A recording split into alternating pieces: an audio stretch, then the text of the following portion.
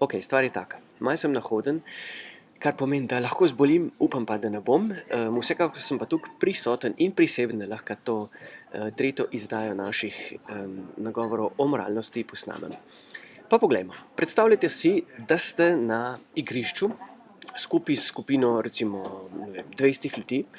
Na sredi tega igrišča postavimo neki žog in rečemo 3, 4, zdaj.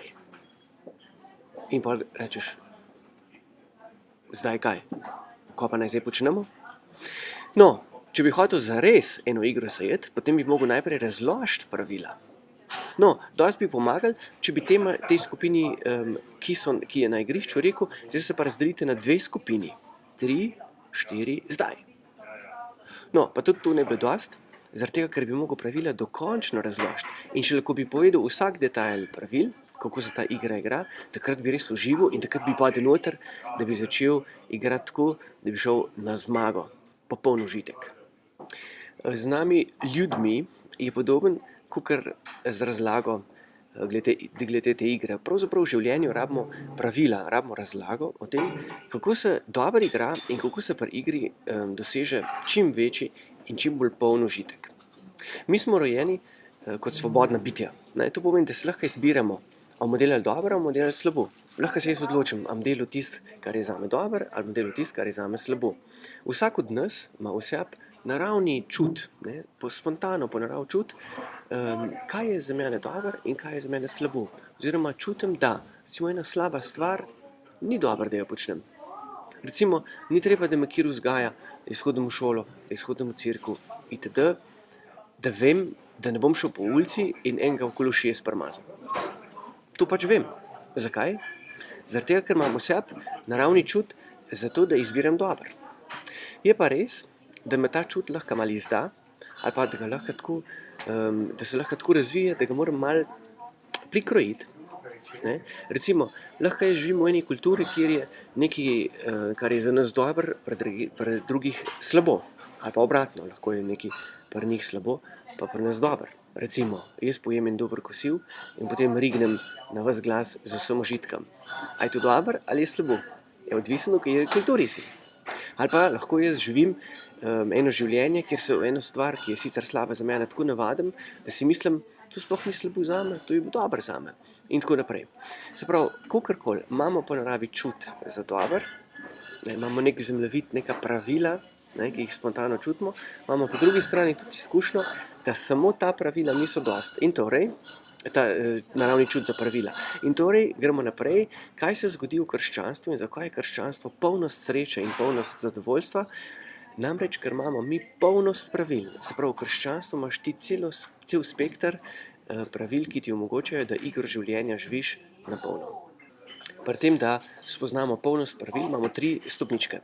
Prva stopnička, kot rečeno, je naš naravni čut, ki nam omogoča, da spontano čutimo in sploh, če se poslušamo dobro, zaslutimo, kaj je za nas dobro, kaj je za nas slabo.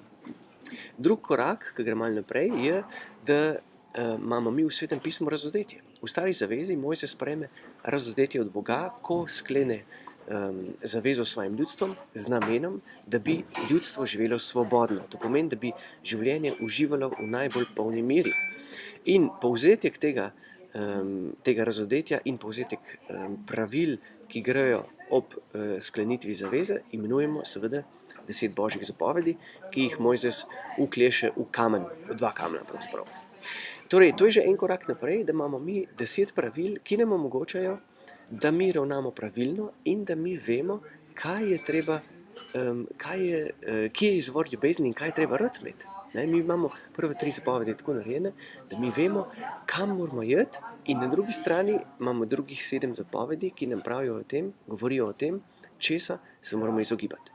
In če pogledamo izkušnjo Izraela in njegovih prerokov zgodovin, ki so pisali svoje proroške knjige, vidimo, da samo držati se zapovedi in imeti vero v Boga, ki nam te zapovedi daje z namenom, da bi živeli svobodno, ni dosti.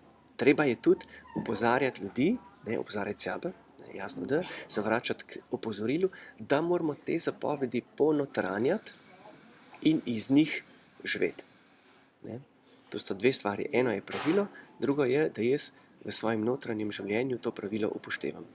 Recimo, Jezus se je v nekem trenutku v evangeliju pogovarjal s farizeji, s pismovki, s tistimi, ki so interpretirali, poznali svet pisem in ga interpretirali, in so se lotili recimo 5. Božje zapovedi, ki je ne ubijaj. No, in potem reče Jezus, samo v svojem srcu imaš nekaj proti svojemu bratu in mu rečeš norc, si s tem zaslužiš, da prideš pred sodišče. Če mu pa rečeš še nekaj hujšega kot norc, pa zaslužiš, da se pogubiš, da prideš v pekel. Ne? To je v bistvu zelo huda Jezusova beseda, ne? Zelo hud nauk, zelo strog nauk, ki pa gre predvsem v to smer, da ni dosti, da imamo mi samo, da vemo, pravila so, ampak je zelo pomembno, da ta pravila tudi ponotranjamo in iz njih navznoter živimo.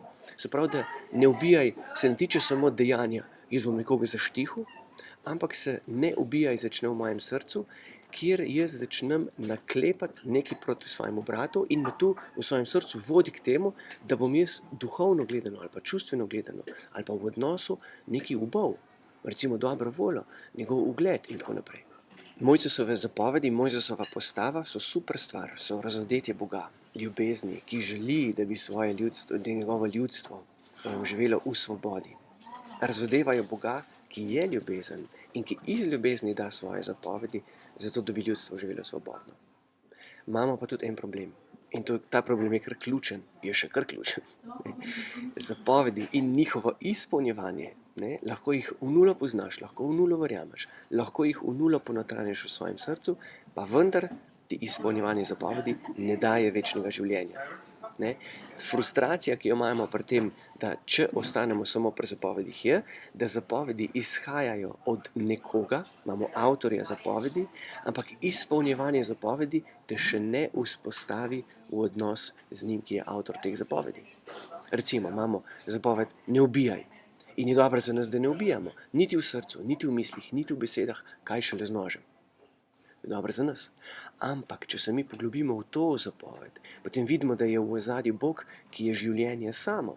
In če da Bog to zapoved, je to zaradi tega, ker je on polnost izkušnje življenja in torej da to zapoved. Se pravi, če jaz to zapoved izpolnjujem, je to dobro zame, nisem pa še zaradi tega vstopil v njega, ki je življenje. In tu imamo v Jezusu. In Jezus je nič več in nič manj kot tretji korak v tem, kako mi lahko spoznamo polnost pravil in kako lahko zaradi tega, ker to polnost pravil spoznavamo, uživamo naše življenje v polnosti. Prvi korak, kot rečeno, je naš spontani naravni čut za to, kar je dobro. Drugi korak so Mojzesove zapovedi, ki so napisane in ki se jih z vsem srcem in vso ljubeznijo držimo. In tretji korak je Jezus. Jezus sam je rekel, da njegov namen ni bil, da bi postavo, Mojzesovo postavo prišel razveljaviti, da bi kakšno stvar izničil, da bi kakšno stvar ukinil. Rekel, ne, jaz nisem prišel postave razveljaviti, ampak sem je prišel dopolniti. In v čem je dopolnitev? Točno v tem, kar sem zdaj rekel. Mislim, malo prej. Minuto nazaj. Namreč, mi lahko zapovedi izpolnjujemo, ne moramo pa po izpolnjevanju zapovedi vstopiti v njega, ki je avtor zapovedi. V Jezusu, to pomeni v Jezusovem delovanju danes v cerkvi, to pomeni po mojem krstu in po mojem birmi sem jaz potopljen v skrivnost njega, ki je avtor zapovedi. Kar pomeni, tu so lepe zadeve, tu so krasne zadeve. To pomeni, ko jaz ponotranjam neko zapoved, ne ponotranjam pravila, ampak ponotranjam njega, iz katerega izhaja zapoved, do te mere, da lahko jaz, ko se želim neke zapovedi držati, rečem, v tem pravilu prepoznavam tebe, Gospod, tu si ti. To ni pravilo, ki je pač dobro zame, gotov. Ampak jaz v tem pravilu prepoznavam njega samega. Njega, ki je ljubezen sama in ki se mi želi podariti, se mi razodeti, zato da bi tudi jaz vstopil v to polnost. Se pravi, ko jaz grem recimo nazaj, pač vzel sem ta primer s vsem, kjer ga mi vzel, lahko kjerokoli zapoved vzamemo. Imamo 5. Božjo zapoved, ne ubijaj. Lahko si rečeš, to je pa ful naporno dosesti, nikoli v nobenem na tem svetu ne bom mislil, da je bedak. Ko pa je bedak. Vsi vejo, da je bedak. Evo ga.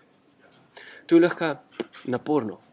Ampak če jaz kličem Svetega Duha, ki je v meni, ki prebiva v meni, jaz sem njegov tempelj po krstu in po birmi, potem lahko Sveti Duh mene preobrazi, da bom jaz v tem pravilu ne ubijaj in v svojem bratu videl avtorja njega in avtorja mene in jaz v njegovem življenju prepoznam veliki dar, ki je dar bratstva, kajti z njim bom jaz v nebesih, ne, zdaj že mal, ampak v nebesih pa vsekakor v polnosti živel v njem, ki je oba naju ustvaril. In torej jaz lahko v tej zapovedi prepoznam Božjo ljubezen, ki želi, da tudi jaz vstopim v to ljubezen in vse, kar je v moji okolici, gledam s to perspektivo, ne pa s perspektivo recimo mojih čustev, ne, ki so nastrojena do mojega brata. To pomeni, da meni se lahko še vedno naredi, da bom jaz si mislil, pismo, kjer bedak. V prvem trenutku, a pa dobro, v spovedi, če se mi to zelo dogaja, ne? Ampak jaz lahko te svoje spontane misli krotim in jih oblikujem na ta način, da rečem, Sveti Duh, v meni si, jaz sem tvoj tempelj po krstu in po birmi in torej te prosim, da v meni zaživiš v pravilu ne ubijaj in da bom torej svojega brata, ki mi gre sicer malo na živce, vzljubil na polno, ne? Da bom prepoznal v njem Božje življenje in v končni faz tebe, ki si moj izvir. Kdor želi nekoliko poglobiti svoj vstop v Jezusa, v delovanje Jezusa danes v cerkvi in v tem, kakšen duh veje v Jezusovem nauku, potem seveda mora odpreti Blagre.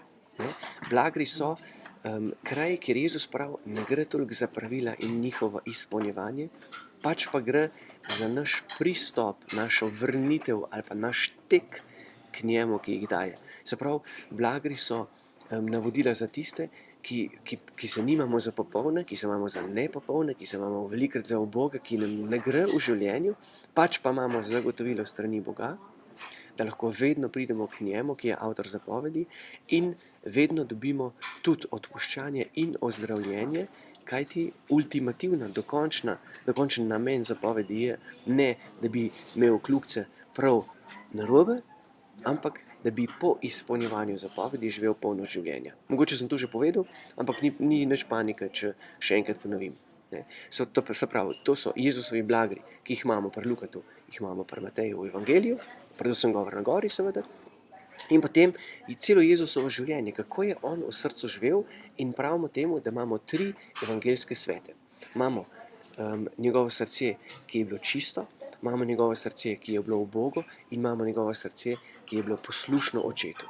Čistost, uboštvo, poslušnost srca, da bi vstopil v Božjo voljo zame in s tem videl, da pravilo, ki nam ga Gospod daje, je on sam in želi, da bi jaz živel kot v občestvu z njim, kot bližnji, v bližnjem odnosu, kot njegov sin, kot njegova hčerka.